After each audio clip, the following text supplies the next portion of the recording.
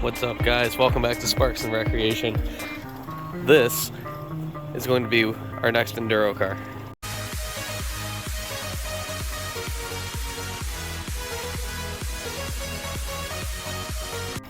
Well, depending on whether there's some variables. If I can fix the Saturn, we'll run that again. If I can fix the Fit, we'll run that. But this is the backup plan. We know it runs and drives. This is a one-owner car. This is a 1990 Subaru Legacy wagon with a 2.2 non-interference engine, automatic. And what's nice about these cars is these are real, actual quality built vehicle compared to like what the Saturn is, where it just crumbles when you hit it. This car should hold up really well. It has some really quirky features I'm going to show you guys before we destroy it too. First weird feature. Cars don't have these anymore. See that? So you have both the shoulder belt that's power and a lap belt. It's over here to get buckled into this thing. What's really annoying about these is that if you're in a hurry, you go to get out and it gets your head.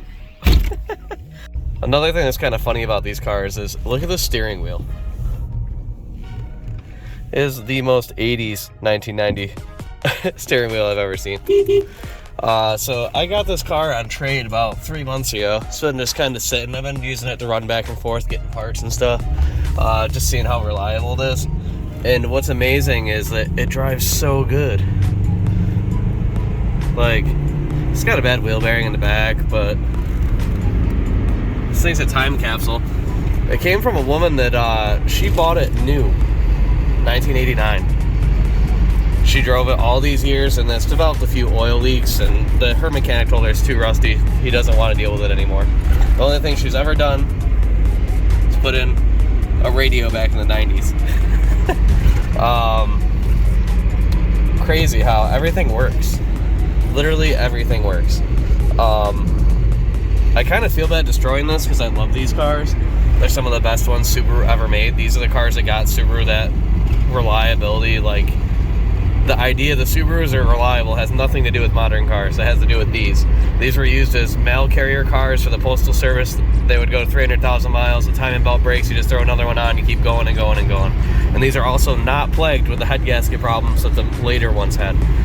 The EJ22 is probably the best engine the Subaru ever made. Doesn't make a lot of power, but you can't kill them.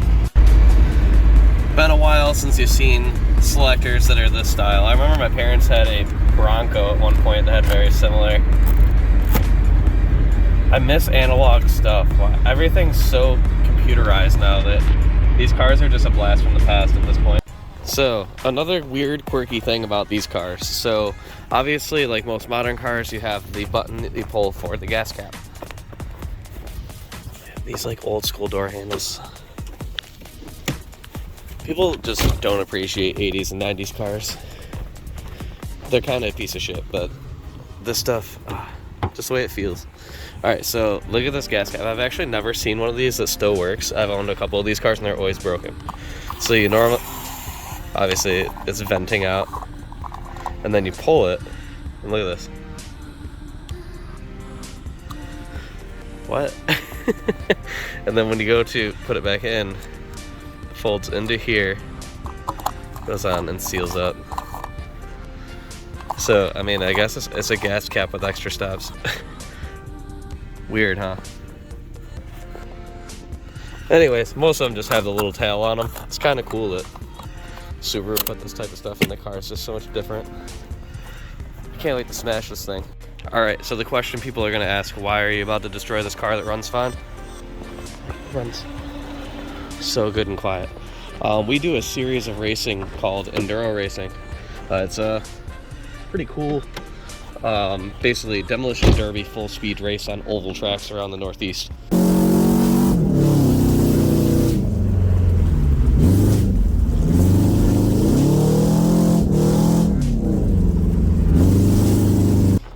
Normally between 100 and 200 laps. I have two cars already kind of built over at my house.